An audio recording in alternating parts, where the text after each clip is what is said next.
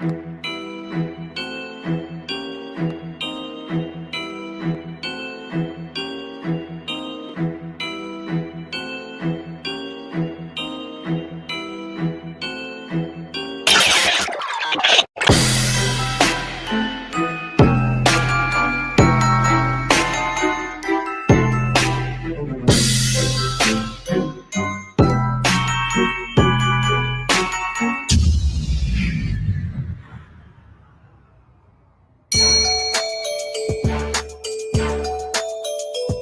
about those? Ho, ho, ho! Merry Christmas!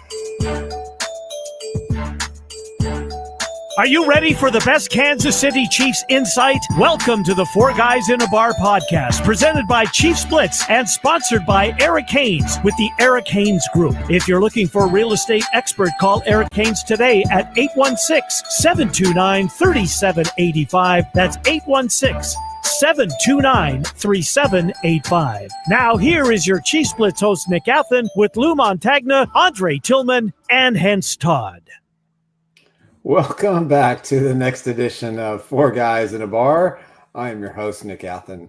You can reach me at Chiefs Insider. Mr. Hense Todd, producer extraordinaire. You can reach him at Bowtie Sports LLC. We're brought to you by ChiefsBlitz.com, your number one source for Chiefs news, speculation, rumors, and just general. Hey, we like talking about the Chiefs. So then we got a new intro there. It's the holiday season, so we get ready for Christmas in Missouri. And we had Christmas last night. Yet another one-score game, another Christmas present for the fans.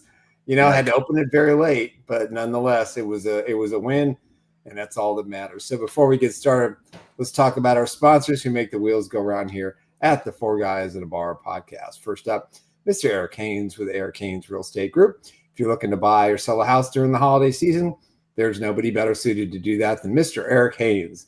He's a one-stop shop. He's got a great team. He helped Emily and I find our dream house, and it was a long process, and he stuck with us every step of the way. So if you're contemplating, you just want to get some maybe some information about what your house might be worth, give him a call at 816-729-3785. You can email him at esaleskc@gmail.com.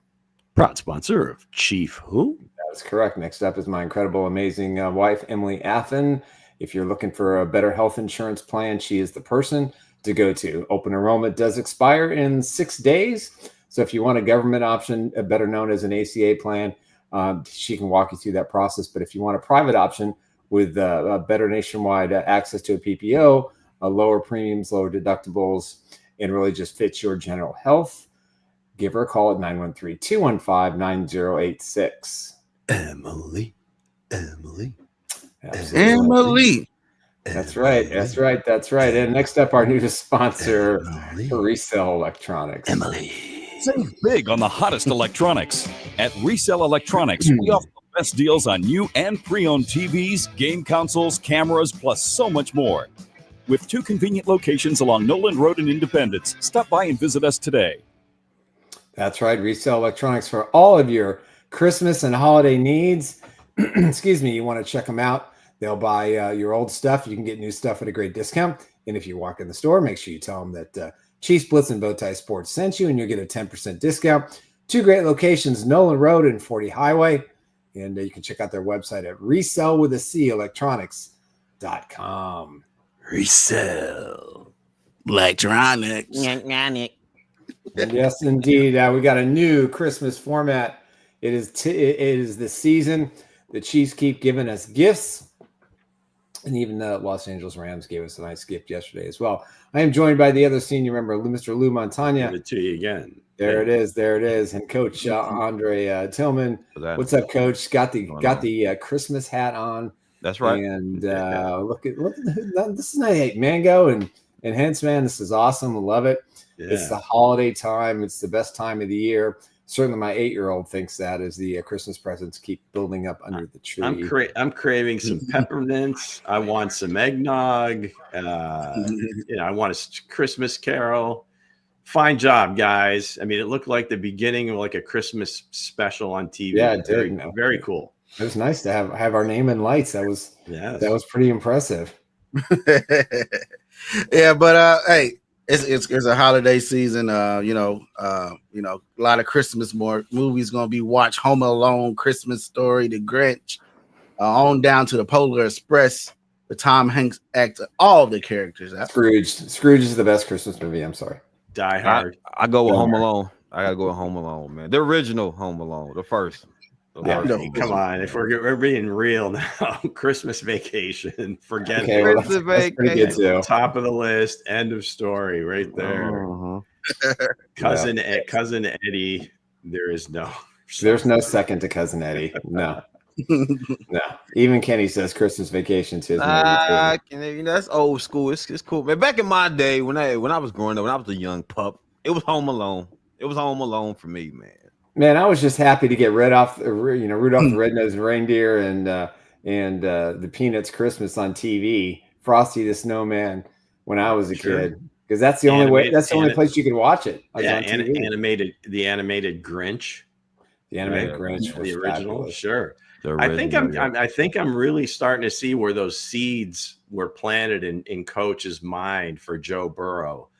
Yeah. Kevin just, it just got in your head, and it was like, oh my God, he's all grown up and playing quarterback for the Bengals. Let's go. Playing lights out, man. But hell. My favorite one is Polar Express.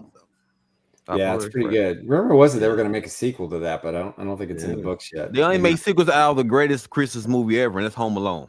All right. And The Grinch with Jim Carrey. That's my favorite one. The one with Jim Carrey, the animated one. Well, my sons like the animated one. My sons like the animated. It's all good. Yeah. So with that said, let's get into the stuff that happened over the weekend. Let's get into the six-pack. Happy Doink Day. Look at that. We're starting the six-pack early and earlier. We're going to start the show with the good, bad, or indifferent. So for those of you that are new to the show, on Mondays, we do this little thing called the Weekend Six-Pack, which, the graphics team, again, top notch, still can't get anything on that pizza, but we're working on it. Trust me, we are.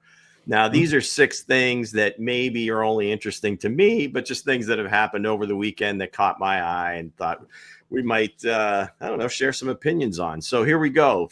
First, from the land of college football. And I mentioned a little bit yesterday on our bonus show on Sunday pregame, is the Arizona State Sun Devils. I think this is maybe the most underreported story of the college football season. I mean, you had Indiana, you had SMU, like some of these teams that kind of seemingly came out of nowhere. Arizona State was predicted to have 4 wins this year, okay? A 0.5% chance to win the Big 12. Their coach, Kenny Dillingham, is 34 years old. He's the youngest coach in the Power 4, I guess. I'm sorry, in the Power 4 conferences. His last job was at Oregon, where he did an amazing job, and he's from Tempe. I think he went to Arizona State. So a lot of good stuff happening here. The player you saw in the graphic is Cam Scatterbo, who is a big-time running back. Probably will be in New York for the Heisman. I don't think he'll win it. You've got Travis Hunter. You've got Austin Genty from Boise State. So it remains to be seen which one of those 2 guys wins it. But this Cam Scatterbo is something. I mean, he basically carried this team. They were down their number 1 receiver for this game, and they just, I don't know how many yards they had total, but he had 170 rushing, 38 receiving, 3 total touchdowns, and averages 10 yards. And they just kind of rolled. I mean, there's no 2 ways about it. They came out and rolled Iowa State. So they did. I just think this is an amazing story, and they didn't just make the playoff, but by winning that game, they're the number 4 seed. That's incredible to me. Was that a guarantee that the Big 12 would have at least a 4? No, because the projection beforehand had the ACC in there because they were thinking SMU was going to win. Right. But then Clemson wins it, and we'll talk a little bit about that in the number 2 of the 6-pack when we look at the entire college football playoff. But just this story, if there is such a thing as a Cinderella, now it's an entire season, so it's harder to kind of see that. Usually you see that in the NCAA basketball tournament, where some 12 seed or 13 seed catches fire and wins Right. 2 or 3 games. But this is really, truly, if you dig into it, that this is the Cinderella. So if you're cheering for the underdog, even though they're one of the top 4 seeds, this was completely unexpected. So yeah, I thought that was pretty cool. What's crazy about this is the first Big 12 game, I think, was against Kansas at home. And Kansas was on a 3-game losing streak, and everybody thought they were going to win this game. And they were leading up until the last few minutes, a couple of minutes of the game. And then Kansas did what Kansas did early in the season. They blew a lead, and Arizona State won that game. And it just kind of propelled them with a lot of confidence. And, but that running back, he destroyed KU that day. He was unstoppable. Scatterboo. And Scatterboo, what is he? Is he a junior, senior? I don't know what his status is. I don't know what class he's in, Nick, but I'm pretty sure he will be in the draft this year. I think so too. While the There's some really great running backs coming out of college this year. Well, really great. He and Ginty, which is the other one that if you drew this up before the season, I mean, who had Arizona State and Boise as having buys in the college football playoff? I mean, he got 19 touchdowns. This is nuts. 19 touchdowns this year. Yeah, 1,568 rushing, 500 receiving, 22 touchdowns total. Yeah, who doesn't want to see Boise State versus SMU? I do. I'm guessing 3 of them are receiving, 19 rushing. Yeah. But yeah, I mean, the dude is a bull. If you look at it, and if you can see it in that picture, his head, massive. That helmet has got to be like a 5X or something. Yeah. They were talking about D-Hop's gloves last night being 5X. This dude, that needed to be 6X last night. And this guy, you talk about contact balance. We talked about the kid in Kansas, and our guy Kareem Hunt, same type of thing. The first guy is not bringing this guy down. No way. The running back room is getting thick, guys. Running backs are back. So we'll see what happens with him. But I just wanted to kind of shine some light on Arizona State. Now, again, I've got a personal thing here. My daughter got her master's degree from Arizona State. She's got 2 dogs in the fight because Penn State's in there. So if hence you can bring up that second one, just the bracket. Pretty interesting stuff here because you've got – look at Oregon. Oregon wins the Big Ten championship. And for their work and being undefeated and being the number 1 team, they get the opportunity to maybe have to play Ohio State their first game out, right? Texas hook 'em. That's where we're going. Okay, that's Tennessee, but okay. Number five, sir. Oh, you're going down below. No, I was looking at that game there. If you can leave the graphic up, because I'm going to talk about the seedings and the teams. If you look at Penn State, who lost that game. They get a home game against SMU, which they should probably win. But now their second game is against Boise State, which again, Big Ten against Mountain West. They should be favored in that game. So Penn State kind of gets an easier path to the semifinal than Oregon because they already played once. They played Ohio State. It was a close game, 32-31, and that was at home. This will be in a bowl game. So that's an interesting one, and they had been talking about that ever since the bracket came out, even before you had the teams in there, where that seed would be kind of the easier path, and here we are. So, but no, it looks like everything else. I mean, Alabama gets pushed out when Clemson's only path in was to win that game. Looked like they were going to crush them. SMU comes flying back, and then they kicked like a 56-yard field goal. It was the only championship game over the weekend that was the only big one that was played outside in Charlotte. It was like not quite freezing, but it was it was chilly. Yeah. So if you guys have any, who you got, gentlemen? Hard to go against Oregon, even though they're in that spot. So real quick around the table, who do you got, Hense? If I had to go, if they put Archie Manny in, and I feel like Archie Manny will run through all these teams, so I had to go with Texas Hook'em, man. Texas Hook'em is my team. I'm going with Arizona. I know you will go Arizona. Yeah, I'm going Arizona. Somebody got to win in Arizona. That's right. And it starts right here. So who you got, Lou? looking at it, I mean, Oregon's got a ton of speed. They can win different ways. I mean, Dan Lanning, obviously, he's got a defensive background, defensive coordinator at Georgia for a few years, before he took the Oregon job. They seem to be able to win many different ways. That would just be a hell of a game. The first one out of the gate if they play Ohio State again. But I think Oregon's got enough to beat them and then go on and win the whole thing. Not really feeling Penn State. I can see them winning a couple of games, which would be great for that program because it seems like in big games, they don't fare very well, but they were able to hang with Oregon. I mean, they scored a ton of points, but ultimately, they just the better team, better quarterback, I guess. Yeah. Won. But I think if you talk to pro scouts and just looking at projections and just the physical talent, you might have some teams that would favor Aller over Gabriel, but just as college players and in this situation, I would kind of favor Gabriel in that sense because he's kind of like Bo Nix.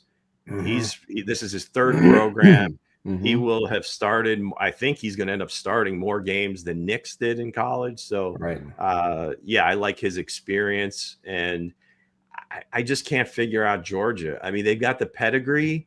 They're going to win it all. It just seems like it's going to be Georgia and Texas. It'll be. They're kind of like the Chiefs, right? Yeah. They keep winning, but you don't quite know how. But since they've got the experience, the pedigree, everything else, they just keep moving on. For a format like this, you can't bet against Georgia. You really can't. Indiana, Notre Dame is going to be great for the locals. I think it's a perfect matchup. I think that's the underdogs over here. I think that's the Friday night game in the first round. And then the other three games will be on Saturday. Yeah. Archie Manny's going to win it all. Yeah, we'll see. They put Archie Manny.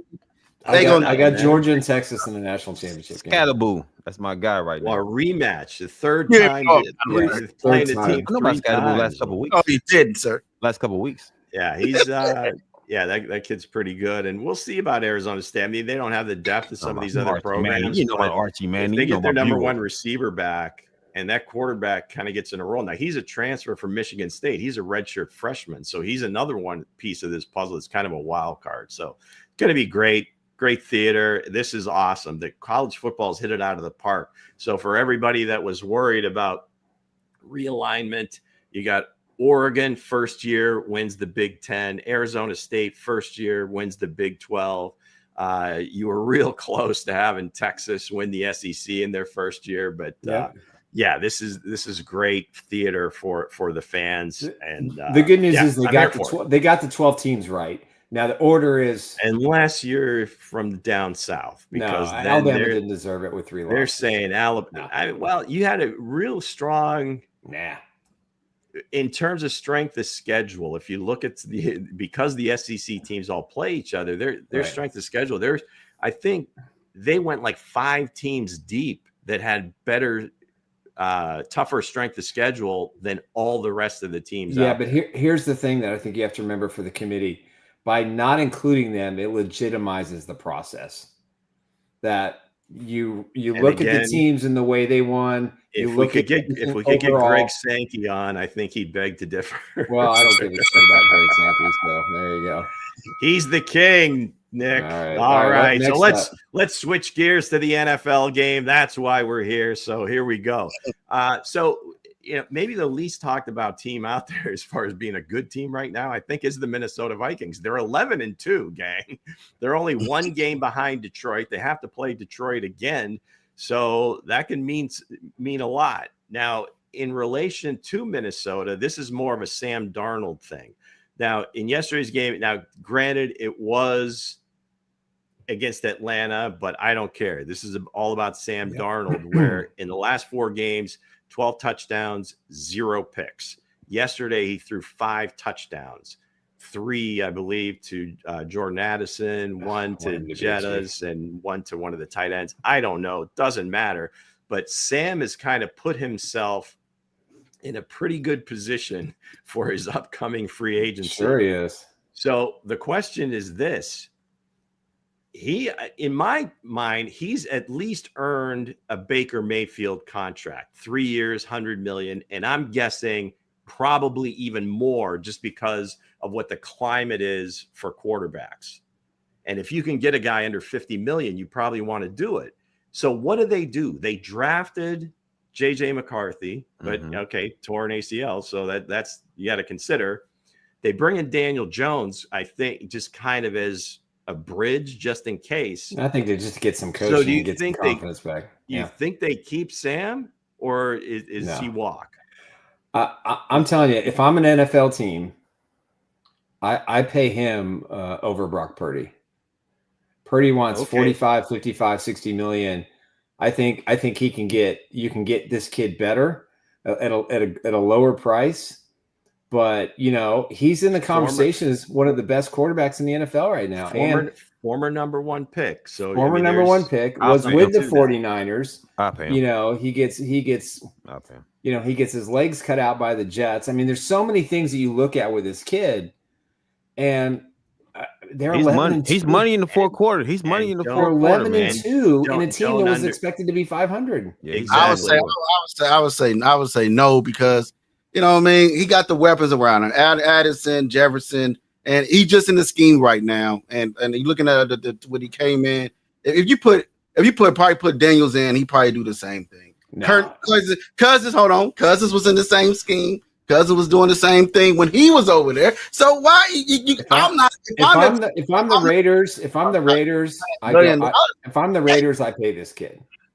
Well, you will be fine next year. The other thing is not to underestimate, and one of the things that I think like GMs and just football people look at is what he's had to overcome to get to this point. Absolutely. You mentioned the different stops, Nick. And I think the fact that he was able to be in San Francisco for that year, almost like a redshirt year after he's had these bad experiences, was a big deal. Now an entire offseason with Kevin O'Connell, plus Jeff. like Hense is saying, playing with some real weapons for the first time. Real weapons. There you go. So that leads me into the next one, and I think these two stories may intersect. And let me show you how. The next one is Brock Purdy, right? So he's had these games where he just looks like he is flawless. And he had one of those yesterday in the first half, like 16 out of 18, nearly 300 yards, couple of touchdowns, almost perfect passer rating. Bears defense isn't horrible, okay? But even without the full, package of weapons, no McCaffrey, no Ayuk, but you still have Kittle, you still have Debo. Debo didn't have that great of a game. It was more Jawan Jennings. But here's where these stories intersect. Sam was there, right? Last year. They got the full Sam Darnold experience. If Sam is available and you can get him in the 40s, does now San Francisco walk away from Brock because he's probably going to command more than 50 million, get him cheaper, maybe even a shorter term deal, and just, hey, Brock, it was great, but we're moving on? I feel like Brock Bars, maybe not my Brock Bars. They talk about him. I feel like Purdy, man. I won't pay him any money because 1 minute he's good, 1 minute he's not, 1 minute he's average, 1 minute it's too much up and down with him. You don't know which one you're going to get. You know what I mean? Sometimes it's never been very low. I mean, his floor has been very high. The ceiling is at a certain point. But when he has his even when he doesn't have his weapons, I mean, he's funny. It's funny you say that, Hense, because you talking about weapons over there with Sam Darnold, but Justin he never Jefferson really plays. He got the same weapons, damn near. That's why I said I won't pay him. His bad games are really good. His really good games are like now elite. But again, there's the physical limitations. You might be able to get a guy that you're well aware of and you like cheaper. I don't know. That might be a tough one for John Lynch to deal with because of all the other guys that they're paying. I think San Fran to keep him because he got chemistry with his team, with his playmakers. He got chemistry with the team, the coach. They Muted love him. yourself, sir. He produces and shit. Nah, keep Purdy over there. Muted with yourself. So Nick. you think? So are you going over 50 APY with Brock? Absolutely. No, hell no. But So think you're- about it. He took him to the Super Bowl. You are crazy. To give this kid that money. He doesn't. He's not that kind of quarterback. He is not that kind of quarterback. Okay, so he You're came paying close to that- beating does that. he- He came does close he- to- Listen, yeah. the problem with the 49ers is they have the highest price, they have the highest paid tight end, they have the highest paid left tackle, they have the highest paid cornerback. They've got all these guys who are making. They've got one of the highest priced wide receivers who's injured. The salary cap is only going to move up maybe $5 to $8 million. How are you going to fit $50 million under the cap? Yeah, I think. Well, I don't know. That a whole other side of this. The salary cap's probably going to go up nearly as much as it did last time. But that's not the report. It came out last week. There's no reason for it not to go up significantly because, I mean, everything that they've done, television wise and all the. I just pay that man because that's beside the point. We've seen now man. again. He's a 7th round pick, and I'm telling you, that's going to stay with him is the rest of his career. He deserve? I mean, Trevor Lawrence got paid. Does he deserve Daniel Jones money? I wouldn't have done it. I wouldn't have paid either one of those. I wouldn't have paid either one of those guys. So it's really going to be interesting to see how Lou his agent, you got to pay somebody. You got to pay somebody. Exactly how his agent gauges the market because they're going to make him an offer. I would assume San Francisco. Well, we don't understand who's going to be there next year either. Part of the negotiation it's is well going to deserved be, though. He took these guys to the Super Bowl to the brink of beating Kansas City. Like, what else do this man need to prove? Well, that's absolute. You can't say. But again, the market is the market. Get him in his money. Well, that may not necessarily be true because again, he's a 7th round pick. He's not physically imposing. And you've got, like I said, this is going to be interesting because if they can't come to a deal with Purdy, I could see them jumping on Sam Darnold in a heartbeat. Yeah. All right. Very good. Next one. So there was a game at 3:25 your time yesterday, Buffalo and the Rams. That was just, probably one of the more entertaining games that you'll see in a long time. There have been a few this year, but this one to me, the stars were making plays on both sides. Puka again shows you that whoever was evaluating the wide receiver class, you suck at your job. When he came out, oops, come on now, Puka. I mean, I don't know. The stat line is ridiculous. Like 12 catches, 160 yards. He had a rushing touchdown, a receiving touchdown. All that said, it was the most elite quarterback play in a game for both guys that, again, I can remember seeing because they were both so on point. Now, Stafford didn't have the touchdown numbers, but the way he was able to control the game. And then Allen more so in the second half because he really didn't have it that good of a first half, but then he kind of took control of the game. But Stafford, for his age and what he was able to do, making 4th down conversions, making 3rd down conversions, this was really high level stuff. And I mean, if they would have won that game, this would have been the signature. I'm the MVP. Yep. It still may be. 3 rushing touchdowns, 3 passing touchdowns is the first time it's ever happened in the NFL. It's over. So I think it would be unanimous if they would have won the game. But that's still because up until yesterday, teams that had scored 6 touchdowns and no turnovers, 245-0. Yeah. Now it's 245-1. So the MVP still go to Shay. It should go to Saquon Barkley. Nobody else. That's going to go to Josh Allen. They're going to give it to Josh Allen by default because he deserves it. I think the fact that he's a quarterback gives him that edge, and that's just because that's the way it goes. But Saquon's certainly going to be in the running. That's for sure. Well, I like Allen, man. Allen put the team on his back, man. He put the team on his back, man. I like Allen. I tell you though, Stafford. I mean, that long pass to you don't like Allen in first. Hold a second. I just want to point something out. At his age, that ball he threw to Robinson that was quote unquote double pass interference, which is a stupid call. That spiral, that ball was so tight, the lights bounced off of it. Dang. It was incredible at his age. Little footnote here. How about D-Rob? How about D-Rob? D-Rob's going to make some money next year. Yeah, Chiefs. He is going to, despite his age, he is going to make some money. I had a stud, Chiefs. The Rams might want him back, quite frankly. We'll see. All right, so last one. Here we go. All right, last six pack. This is coined by Mike Tirico on demand last night. Doink for the division. Here we go. Matthew Wright. Look at him. 4 for 4 last night. Had him all the way. This was a no doubter, of course. Short, right down the middle. Oops. Hold the phones. What was that sound? Holy crap. You couldn't kick that ball 1,000 times and hit it flat. Oh my God. Not pointed.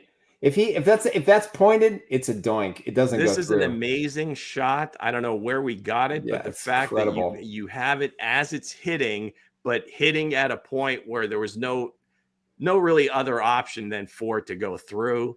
And so so how are you guys feeling at that point when they snap the ball? All the way from Vancouver. That's right. She was channeling her Chiefs Nation fandom that ball is going to sail through the uprights. Guys, I'm going to be a buck with y'all. I don't know what the hell to say about this damn team. I really don't. I don't know. Doesn't even make a damn difference. It doesn't make a damn difference. This team here is unpredictable. You don't know what the hell they're going to do. I don't know. Yesterday, I was in my chair like, I don't know. Now, this may be politically incorrect, so I apologize to in advance. But I like comparing them to a professional assassin. They're going to get the job done, no matter how. You've got a contract. They need to die. In other words, the other team, you're going to die. Somehow you don't know when it's coming. And they are the jackal. It's usually at the end. Yeah. Only team that took him out was the MVP. The only team that took him out was the MVP, and the only reason they won that game is they didn't give the ball back to him for the chance to win. He's the MVP, sir. He's the MVP. First you said Burrow. Now you said this guy. Bro, if Burrow would have been on a winning track, Bro would have got it. You got to be a winning. You got to play on a winning team. Bro would have got it, man. All right. So here's where the conversation could get interesting as well. And I would want to contrast number 5 and number 6. And you tell me how this would relate to fans losing their minds over the way the Chiefs play. You had that previous game that we talked about, Buffalo and the Rams, up and down. Nobody stopping anybody. It's just back and forth. And that's what everybody wants to see. They want to see a Madden game. But then you have a different style where this team is going to kind of kill you with with death by 1,000 cuts. And it's just precision. In a game like that, you might be able to get away with a mistake here and there because of just the way it's going and how many possessions there are. But you want to control the game. You want your defense rested. You play this style and you still win, but it's not entertaining. So people bitch about every little thing that could have gone wrong or goes the other way. I mean, it's such a dichotomy. It's hard to kind of argue one way or the other. But if you're winning, I mean, in my mind, I'm taking it. Yeah, you take it. That's all that matters. It's you take the win. All right. Is that our 6-pack for the week? Yep. Yes, sir. That is going to do it for this week, folks. Thanks for bearing with me. And again, bearing with the plain pizza. Nothing wrong with that. Maybe a little crushed hot pepper you throw on there. It doesn't come with it. It doesn't come with it, Lou. Give it a little zing. Well, you got your little shaker at home. You can use that. So once again, the 6-pack brought to you by no one in particular. We're still looking for Vincent. If you're out there, come on, Vincent. Pony up the cash, dude. Oh, that's a segue. It's the holiday. You gotta have the holiday spirit, Vincent. We'll put a bottle of your sauce up there. Come on. Let's get right into our sponsors. Go ahead. All right, let's do it. First up, Mr. Arcanes with the Arcanes Real Estate Group. If you're looking for someone to help you buy or sell a house during the holiday season, There's nobody better suited to do that than Mr. Eric Haynes. You can call him at 816-729-3785, or you can email him at esellskc@gmail.com. Proud sponsor of Chief Who? Another proud sponsor is my incredible wife, Emily Athan. If you're looking to get a custom health insurance quote, do it today. Open enrollment ends on the 15th.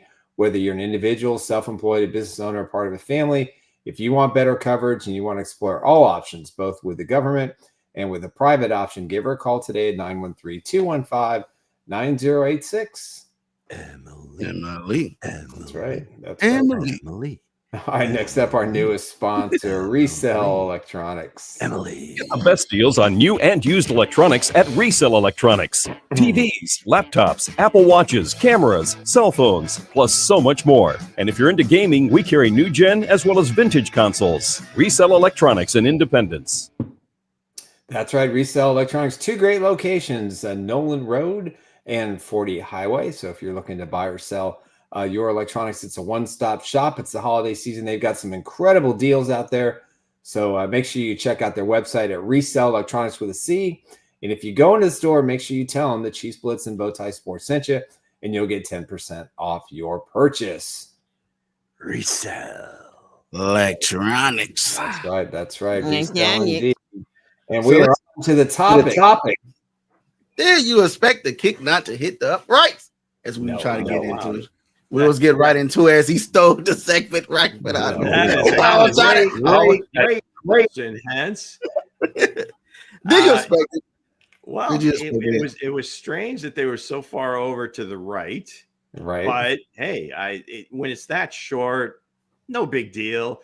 He may have overcompensated for the angle a bit much. Just a wee bit. No, you didn't expect it. Hell no. But hey, it was forgiving, and here we go, 12-1. I totally expected it. I told Emily I have this ritual when there's a kicker and it's the end of the game. I get up from the couch and I walk behind the couch. I told you guys before the show, I put my hands up on the beams. Nick's fault. And it's just like, if I do that, generally they win. And I said to Emily, I said, it's going to hit the upright. There was no question in my mind. This guy. When you go like the track, do you make fun of the horses that your buddies bet on? Of course I do. You don't do that. I didn't say it was going to miss. I didn't say he's going to miss the field goal. I said it's going to hit the upright. Come on, Nick. Guys, honestly, the way the way that game was going, I thought he missed. There had to be a different ending for the Chiefs yesterday. I thought he missed, man. Basically, you said he was going to miss. You said, "Is he going to say he was going to miss?" I said it's going to hit the upright. I thought somebody with next gen stats, Mango, somebody out there. What are the odds when a kick hits an upright that it actually ends up good versus 15, 20%, maybe 15%? Yeah. But again, man, hey, I was to be honest, guys, I was looking at the game. I was like, I didn't see why they didn't go for it when we were like pass and try to go for a touchdown. Because you know what I mean, the kicker was before the game he wasn't hitting for the 50-yard line. He was 4 for 4 though, counting the game. I know, but he was 4 for 4. But he hit 47 and 50. Yeah, and I was sitting there, my heart was racing. I was looking at my son. I was like, he's about to. I said he's going to. You guys suck. Oh my god! What are you said doing? The same thing, but you said miss it. I said I did not. They hit. Man, I was like, all right, bro. They do hit. You expect? It said the question said, do you expect the kick not to hit the? I expect to the. I felt that. I said something's about to go wrong. But again, yeah. Taylor, but again, Dave Suchi's got it right here. Taylor Swift. Both replacement kickers are 100%. Yeah. But again, Taylor Swift, all three guys have walk-offs. She roared from Vancouver. Look at that. That's it. Hey, speaking of Dave Suchi, right. Dave's got a lot to say today. Has he been on before? But I don't think so. Shout out Dave. Yeah, shout out to Dave, man. We're really bringing the good stuff today. Talk shit, Dave. We appreciate that. Yeah, Ruben, negative Nellies. Yeah. I thought he missed. I was like, only he's not good. The two guys on the outside both thought he was going to do that anymore. Hey, he doesn't have a lot of power, but the man's accurate. That's why I was told he's very accurate. Mr. Positivity, Hense. I know. I have positive all game, all the chat. It's a lock. In the They're moment. the best team in football. But the thing was that the commentators kept saying it, kept giving them, jinxing them. I said, "Oh they man, jinxed the shit out of them." I was like, "Oh shit!" So you guys have that reverse psychology crap in mind. No, let's not. Just don't say anything. Oh my God, he's gonna miss. But Taylor saved. Taylor saved the day. It's gonna hit the post. Taylor saved the day. Damn it! He said, "Not today." She said, "Not today, Chargers." But no, if you remember the Super Bowl against now granted Butker was there, but basically they go into what they call church mode. They're going to kneel and end the game with the ball. Yeah, but they put the ball in the center between the hash marks. That one was a little weird. Well, I don't know. They said I was yelling, "Shut the F up" at the TV. They sit there. They do that all the time, bro. It was on my nerves, man. They did run it down to the last second, which was interesting. Something about to happen. Which at that point, you only had the one timeout. If you use it, even if you mess up I had a question. There's no time to I had a question. I don't think I'm right. I was gonna put it in the chat before the kick. I was like, if he misses on third down, do the Chiefs get another chance at fourth down? If there's a fumble, a bad snap, they could fall on it, and it's fourth down. Yeah, as soon as the ball gets kicked, that's it. Yeah, once it leaves the foot, it's now unless it's blocked. If the offense picks it up, they can then advance. That man was nervous after the game. He was nervous. He said, "Well, I'm glad I just went in." But again, man, a lot of to be honest, a lot of Chiefs fans just probably expected going. But little note for the future: let's not do that before a game-winning kick. Okay. But a little note here: Xavier he had a good game. I feel like he had a good game yesterday. It wasn't bad. What y'all think? Yeah, I think Xavier really kind of grew up a little bit yesterday. He played in I think it was 83% of the snaps, which is by far the most he's had all season long. I was impressed with the 3rd and 10 on the last drive. Yeah, it's one thing to find the open space, but it's another thing to move up and get closer to Mahomes in the football. And he almost dropped it, but he didn't. He made the play. And that 3rd and 7 play where he, kind of used his speed to get around the edge, he hit a guy. A cornerback was going after him, and he hit him and knocked him down, and he got 4 or 5 more yards. He's showing a toughness that, quite honestly, reminds me a lot about how Rashee Rice kind of woke up this time of year. And if by hopefully miracle that Patrick Mahomes has enough time to throw, if they can incorporate that long ball, I mean, he's going to be really nasty. That shit ain't gonna never have time to throw the damn hush ball. Hush your mouth. Time on task, Nick. Time on task. But I think he played really great, and he was a guy Mahomes was definitely looking at. Yep. And when his number was called, he didn't have any drops. Yep. He made every play thrown his way. Yeah, the two on third downs, obviously, and I think you made a point, Nick, where when Patrick was scrambling, maybe in the past he may have either sat down way downfield, or maybe he figured there's no way he's getting the ball to me. He made himself available and made a big play. Now, none of the wide receivers outside of Juju averaged over 10 yards a catch. Nope. Everything was short, and that was with good reason. There was no time. But when he had the opportunity, he made the catch and then also advanced the ball enough to get first downs, and that's really all you can ask when there's little or no time for the quarterback. Hey, Lou, didn't you say you jinxed him? Didn't you say you jinxed D-Hop? I jinxed D-Hop because on the show yesterday I said you never worry about D-Hop when he's near the sideline or near the goal line. Those hands, his feet, they're coming down in bounds, and he had it. I mean, the guy really had to clock him. Now, was that a defenseless hit on a defenseless player like they did Nick Bolton? Because it seems like the same play to me. It seems like the same. I mean, again, we're not gonna blame the refs. We're not gonna do it with the ref. We're not gonna do it. I'm just saying. Referee make bad calls all the time. refs are looking like WWE refs right now. Those are Those are bang plays, man. You're gonna get some sometime. Some of them are going to go against you, but no, I mean that was a great throw by Patrick, great route by D-Hop. He had it, but it took a really, really tough hit for him to the ball. Same thing with Johnson. Johnson took a mean shot from Bowden, but he held on to it. He had a great game last night. He was terrific. Nick Bowden was laying the hammer down. McDuffie looked good last night. And Nick Bowden, best McDuffie's looked all year. Yeah, he looked good. Came back to his senses last night. Yeah. So Xavier was big Sunday night. Yes, yeah, he was. Did the job was 6 for 5 or something like that. 6 for 5. Yeah. Now looking at is Mahomes and Kelsey connection best in the NFL history, or just somebody better than that? Lou? No, absolutely. Lou. It's hard to qualify the best. I mean, there's guys. I've already got mine out.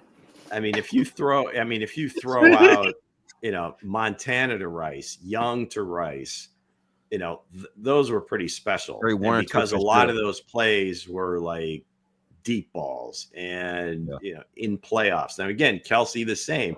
It's just difficult because we always look at we don't look at the tight end the same as we do wide receivers. So you tend to look at which receiver would that be? So I don't know about the best in NFL history, but certainly the best in Chiefs history. Why not? And probably the best, I would say, in the last 20 years.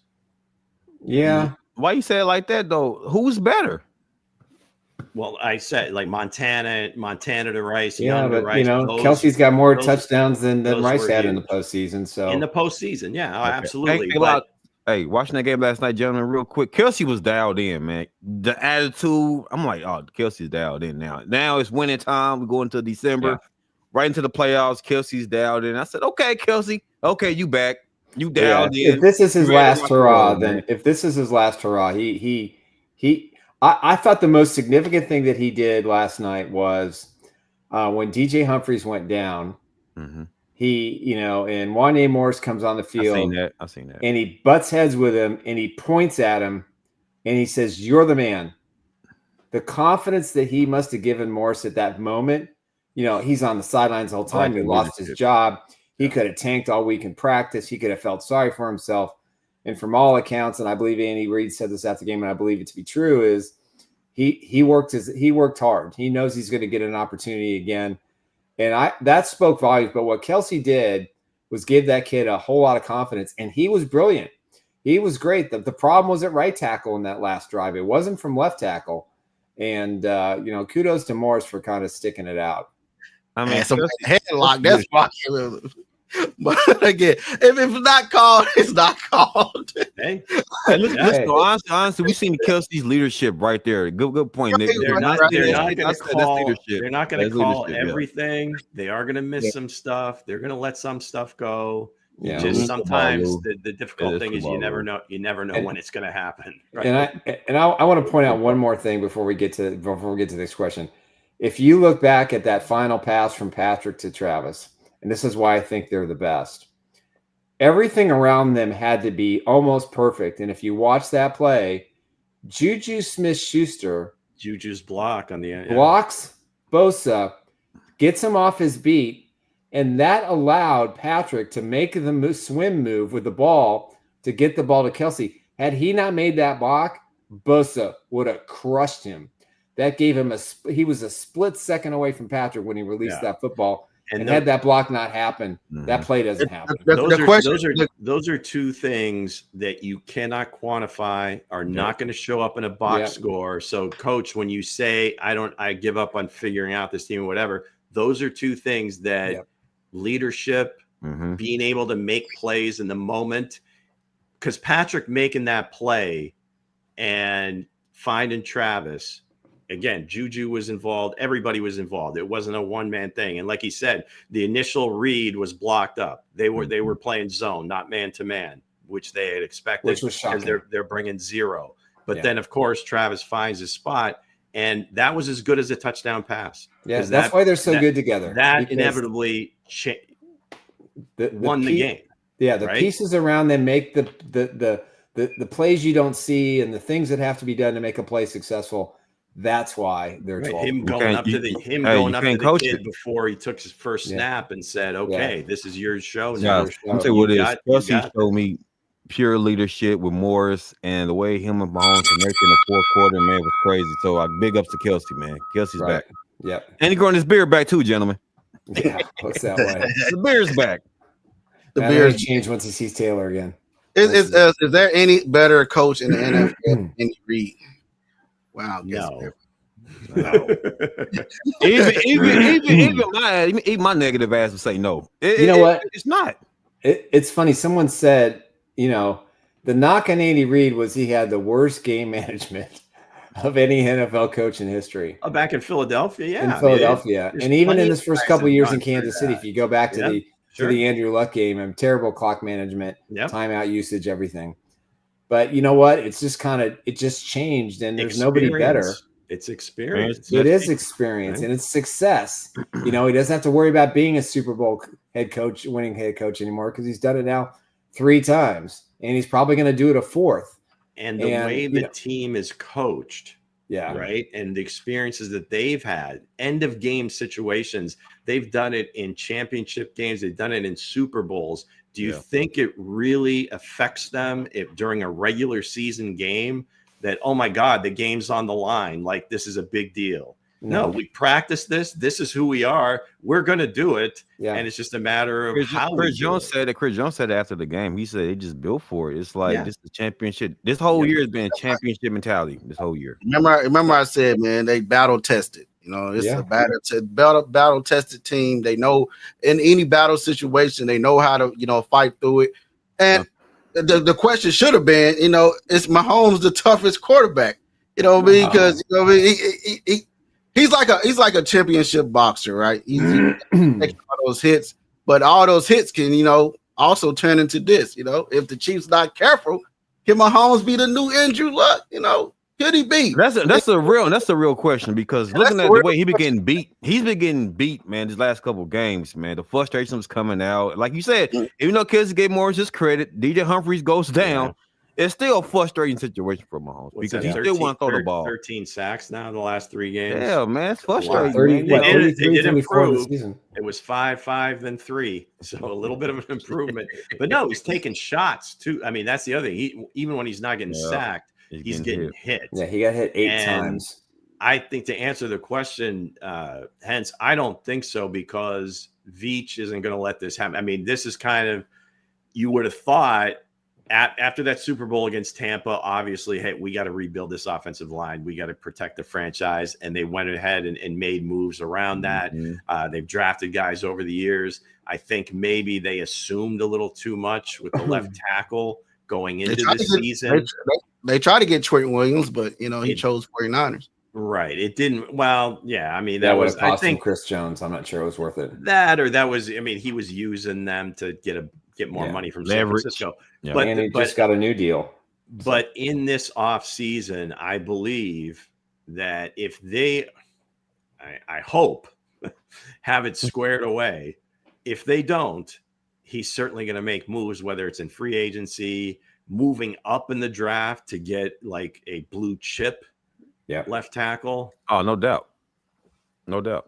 Yeah, they got to sign Trey Smith. And if they don't, I don't know if Caliendo's ready or Norad's ready to step into that position. That's a lot. And the Chiefs are going to be doing what they did before. And the reason that Mahomes is getting crushed is, listen, nobody thought Jawan Taylor was a bad signing. Everybody praised it.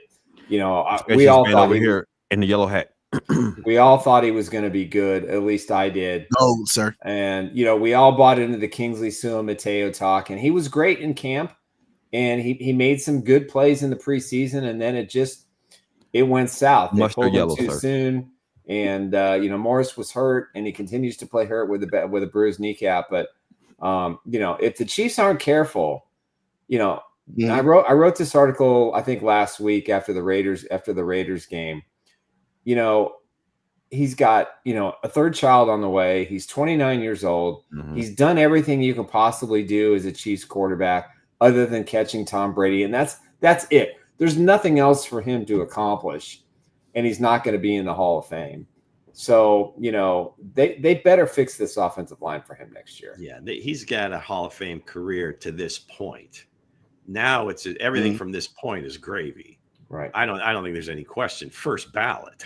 No question. Unanimous. And I'm not saying that you didn't say that, but I mean, it's just I don't think there's any problem. Yeah, but again, this is going to be Veach's thing this offseason. One way or the other, they're gonna left tackle, gentlemen.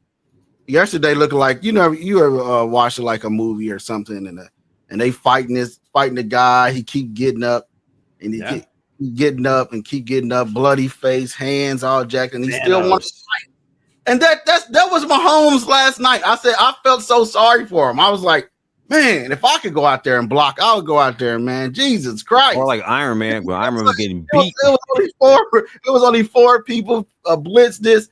Maybe if I'm the Chiefs, I'm like, okay, I'm gonna put the biggest offensive lineman out there on the side that we have and see if you can just with no technique. Somebody that's real big that's gonna have to take time to get around, and that's probably what's his name? I think it's Draco or whatever the rookie. Ethan Driscoll.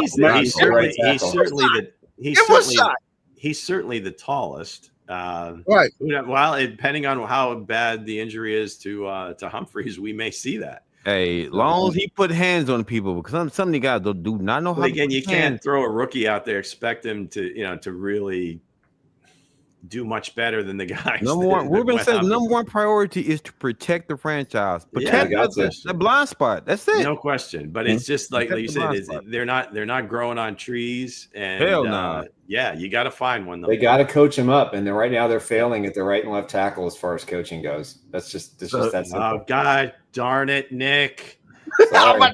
They're just not that good. I mean, forget about the coaching. Everybody else seems to be doing. Hey, I'm talking about scheme wise, chipping, all these kinds of things. Did you see them try to chip? I mean, I think who was it? Was it Pops? They hit him. Hey, they hit him again. I mean, you can't just stick a forearm up and expect you're going to. Where's the bell at Hense? Where's the bell, sir? The topic is right here. You're going ding ding. Where's the bell? Ruben, you're right. I'm nitpicking. No, honestly though, the question is, was Spags conservative at times with the defense? I mean, I don't know. Like, I think he. I mean, I guess this is asking, did he blitz enough? Yeah, I mean, he blitzed the proper number of times. You can't live in that mode because anytime you're doing the same thing all the time, they're going to get hip to it pretty quick. And I said negative Nick.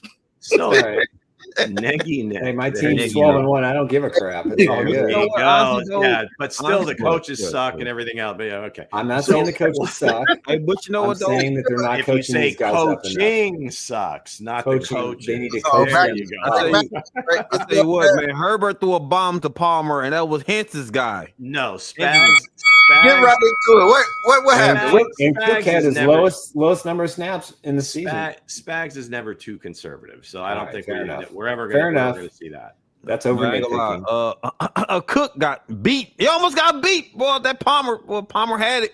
Palmer had it, man. He had it though. See, I think most of the time, and I know you guys want to blame somebody somehow. And I ain't gonna blame nobody. I ain't gonna blame nobody. But it seems to me that when most of these times are where you see wide open runners or you see Johnston in the end zone, that was the best protected passing play of the year, I think. Yeah. Herbert was like back there. He could have baked a cake on the touchdown to Johnston. But normally it seems like these happen when they're in zone defense. Yep. And whether it's a communication thing or whatever, that's why you see don't double team the friggin' fullback. No, I ain't gonna lie though, because Palmer was looking good out there too. You see Cook trailing the play. And he must have beat him. Well, if you look at the line of scrimmage, it looks like the corner or the DB that's right in front of him either is thinking, I'm passing him off. Maybe Cook's not getting the message, and the next thing you know, he looks like, well, that must have been Cook's fault. Right. But yeah, he did. They got beat. That was a bad play, but I think that's on the entire secondary in that case. I think Hicks had a bonehead play out there too. Hands. Am I correct? I mean, you could say that as well, but I think again, those are communication things, and that's on everybody. I'm talking to Mustard over here. Hey, am I correct? Didn't Hicks get beat? Didn't Hicks get beat for a play? Do we have the Magic TV? Do we have the Magic TV footage on that one That's what I want to see. Yeah, that's his boy. That's I don't know. boy.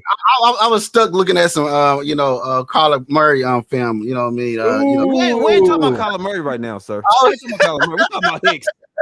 Plausible deniability. But again, now speaking of the defense and looking at this game, you know what I mean? Did the Chiefs, get lucky in this 19-7 win over the Chargers? Was it luck or was it, was it a donk? Was it luck? What y'all calling it in the kingdom?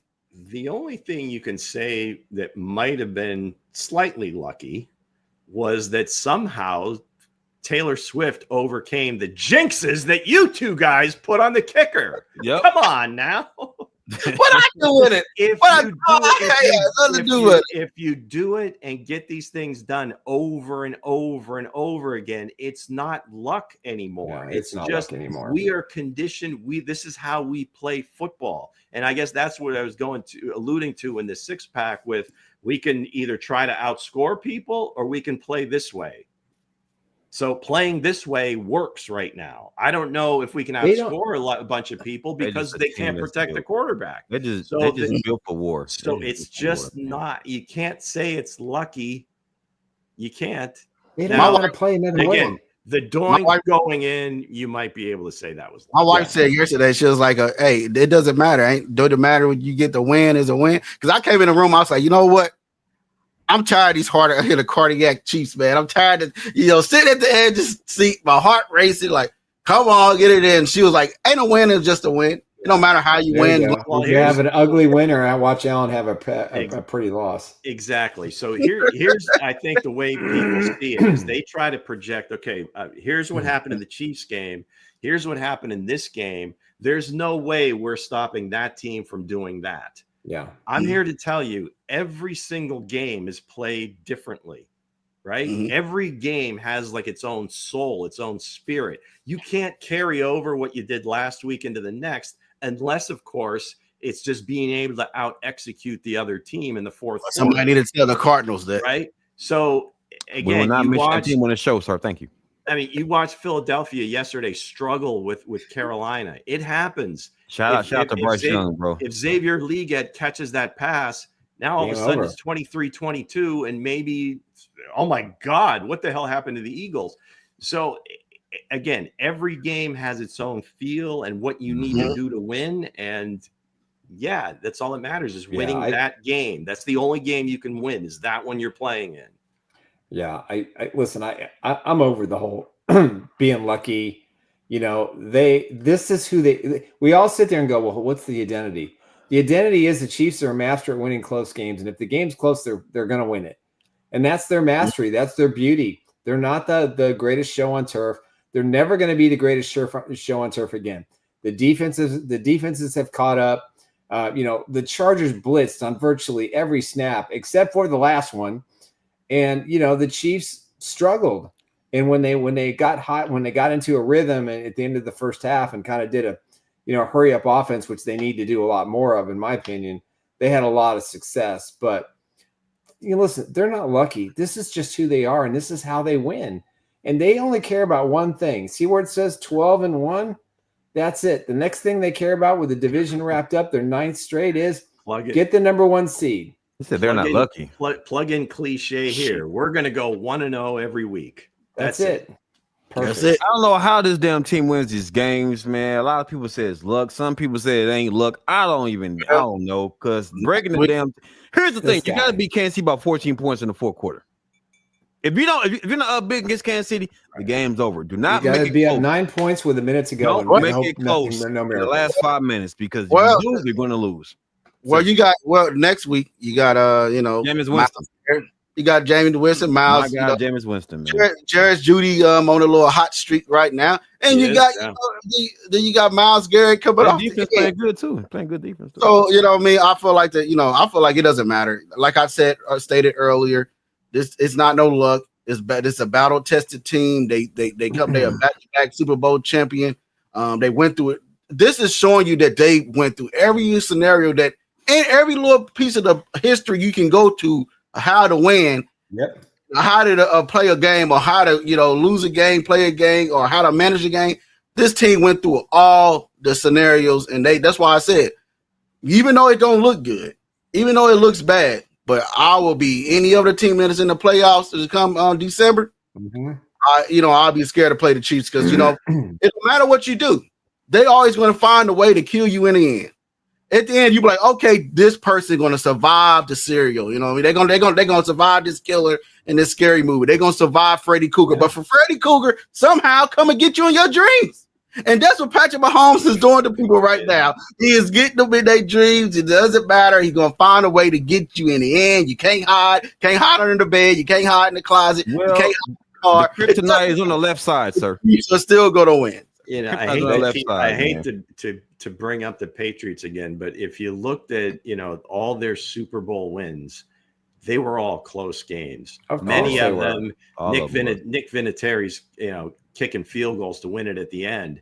Russell Wilson inexplicably makes a throw into the end zone at the end, and they pick it off and they win that game. How about Carolina game? They're down to 20 game. Yeah, Carolina the same. The Falcons had their number. The first one against the Rams. Now the Rams were a much better team, whatever, but they were better situationally that day. They kicked the field goal, they win. The Carolina one, like every single game, it seemed like it was always a little bit of a struggle, and you just win. You go back to some of the other ones. I mean, outside of maybe like San Francisco, like beating the hell out of Denver, or the Bears just running over the Patriots. You watch like the Steelers from the 70s. Again, all those Super Bowls were very close. They were a defensive team. They were a run-first team, and then they became a passing team later on, and even those games were close. So even they bring in Randy Moss, and they play lights out, and they lose. You just have to win. You just have to win. Yeah. Just win. That's it. That's all that matters. So do we go with Morris from here on out? So now Morris is the guy now. Well, they're doing an MRI, or they've done an MRI already today on DJ Humphries. Andy Reid spoke today and indicated that he felt better. So I've heard it's more of a strain than it is and if that's the case, he's going to miss 2 or 3, at least the next couple of games. Maybe they can get him back for the Steelers game just to get him some work, and then we'll see. But he did. I don't think there's any chance in hell he plays this week for sure. Maybe like you say, Nick, maybe like 2 or 3 weeks. Yeah. And then we'll see what the plan is moving forward. But I would imagine the first choice is going to be Morris, because they obviously they don't have a choice last night. And so then the other choices are rookies. Kingsley. Morris might have a bounce back season, guys. He might come back and bounce back and be a stud. Yeah, we'll see. He could be a big piece of the offensive line next year too, so we'll have to wait and see. But forget the luck. The Chiefs aren't lucky. They're just damn good, and they're better than everybody else. Yeah, that's how I feel. It doesn't matter. Like I said, they battle tested. But let's before we close out, get into some of the stuff that about Nelson's coming over. That's right. Steven Nelson arrived in Kansas City this morning.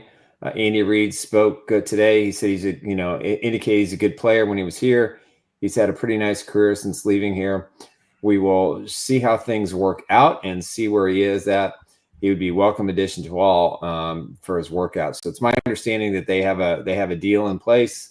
But he retired in June. He had an opportunity to go sign with the New York Jets, and he laughed. He didn't want to go to that crap show. And so the Chiefs called him and said, hey, are you in shape? And he provided them some information. So they brought him in today for a physical. He is at least 2 games away, maybe against Houston, best case scenario, but more likely against the Steelers, to where he went to after the Chiefs let him go as a free agent. It can't hurt. They went after Xavier Howard again, and the guy wants $250,000 to $500,000 a game, and the Chiefs just aren't going to pay that kind of money. So if there's 2 games left, I get it. It's a different position than offensive line. Obviously, you have to move a lot more, but I think this maybe was a little bit of a lesson. A guy that hasn't played all year, now all of a sudden he's playing major snaps. Now, being able to play corner with other corners involved and being in a rotation might be a little bit more of a softer blow, but to go in there and just say, okay, we're putting you in on the left side, whatever, in, coach. And that's it. You're taking all the snaps. That might be a tough ask. Mango said, "How about 81's return, guy?" Yeah, Nico played great yesterday. He made some nice returns. He didn't fumble. He looked sharp. He made some good decisions. Fresh. He was some fresh. Good cuts. Did you say fresh? Well, fresh, Nico, absolutely. Hey, it's time. It's just time, man. It's also Hollywood Brown is probably coming back. That's right. Hollywood Brown. It's my understanding he met with the doctor, but it's my understanding that he will be designated as ready to practice, and so his 3-week window will open up this week. He was on the sidelines. He was in the locker room celebrating. He looks good. He's ahead of schedule. This was not supposed to happen until January. Again, I don't think he's going to play before the Steelers game, but get him some reps for certain and get him ready for the postseason. Get that number 1 seed, work these guys into the flow, get him as many reps in practice as you can, and get him ready for the second round game. That's the goal here. Now that the division is wrapped up and they have a 2-game lead over the over the Buffalo Bills and the Pittsburgh Steelers. 1.5, right? It's 2 in my mind. If they tie, then not so good. So technically a 1.5 game lead, of course. You're correct. But that means the Bills can't slip up. And they got the Lions this week, right? They got the Lions on 10 days rest. And if anybody watched that defense of the Bills, it was pretty bad. And they were exposed. And I think somebody posted it this morning that said, hey, they just can't.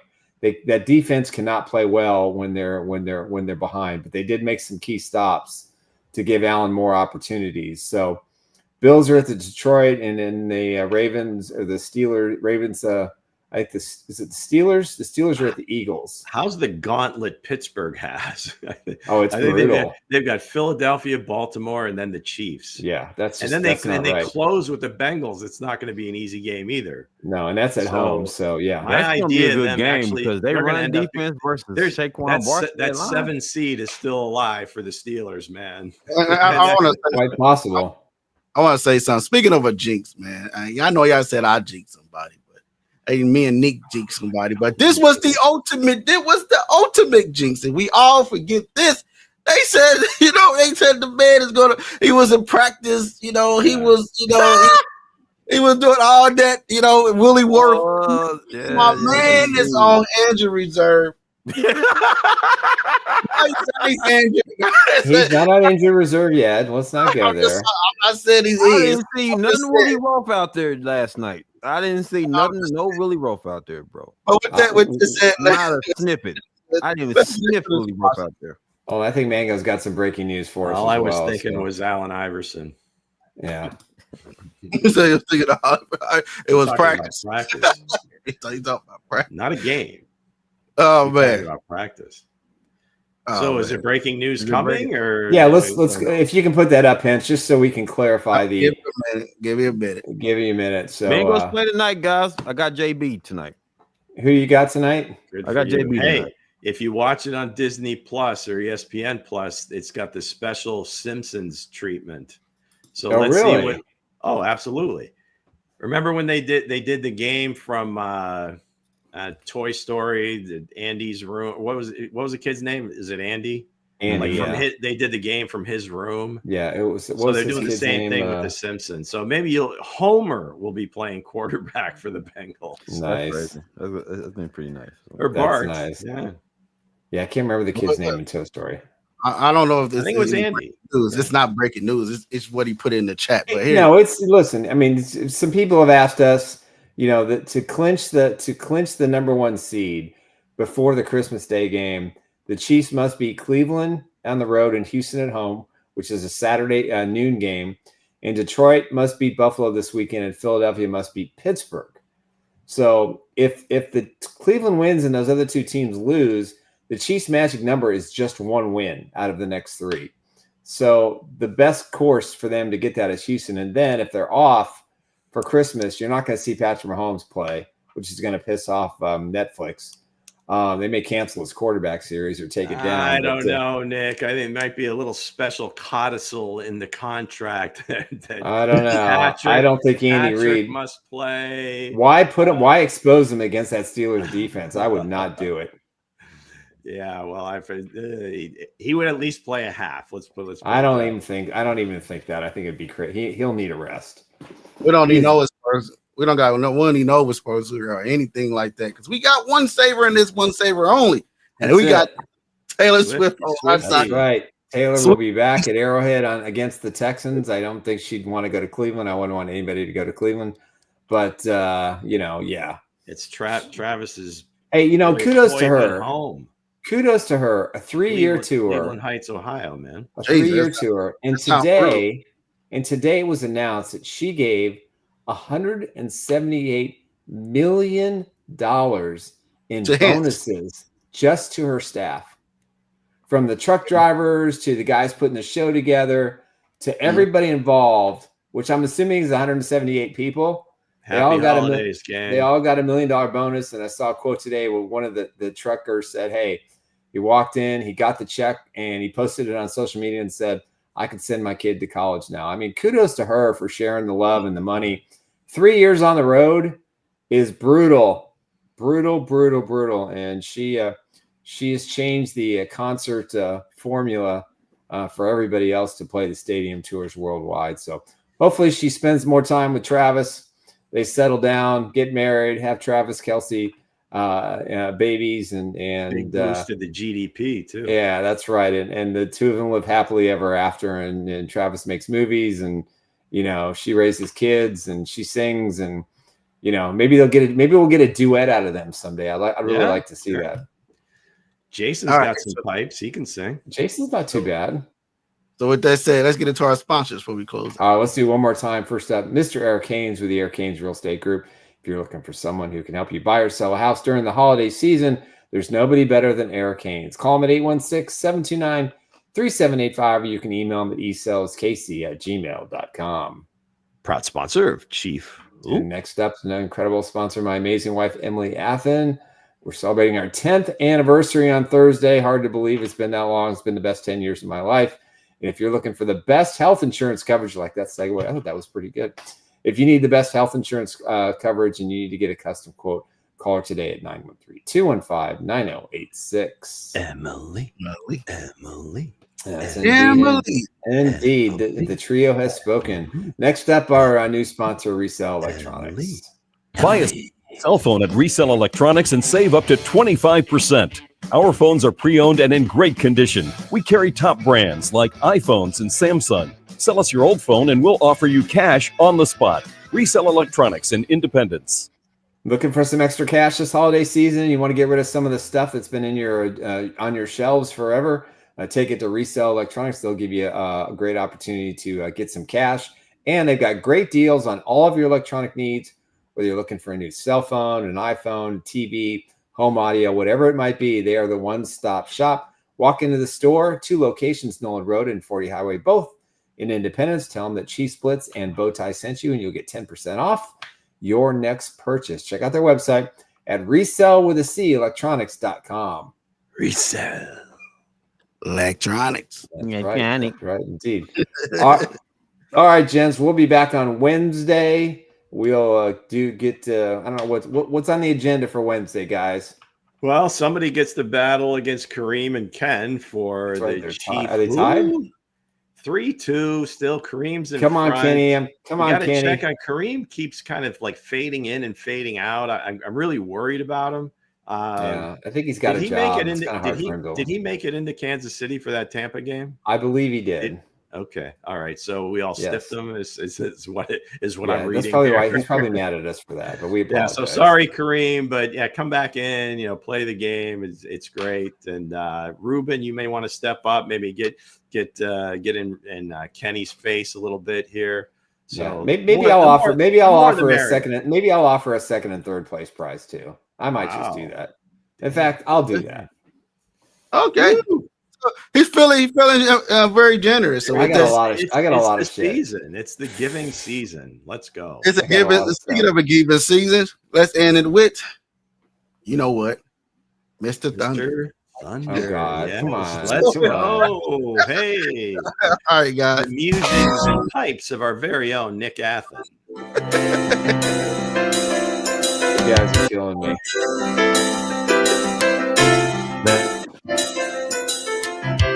Hey, little girl, don't be afraid of my light.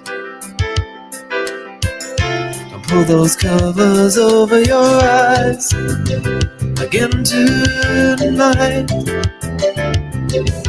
As you can see, I'm gonna light up your room, full of beauty and power. And I do